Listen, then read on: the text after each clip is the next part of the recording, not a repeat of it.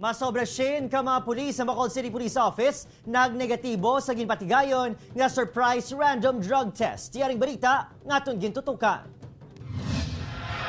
Agud masigurado nga hilway sa droga ang makatapos ang Station Drugs Enforcement Unit sa napulo ka police stations sa idalom sa Bacolod City Police Office. Isa ka surprise random drug test ang ginpatigayon.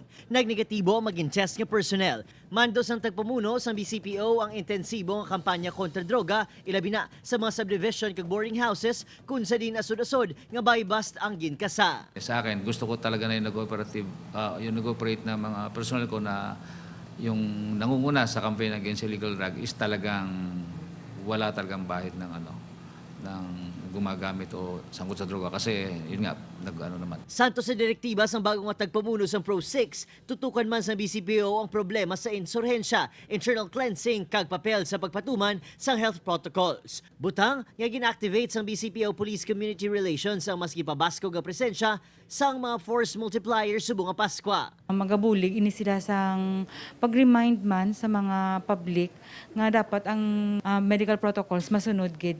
Kay ti subong daw ka good news nga kadamo sang recovering na so nita pag-igubon ang momentum.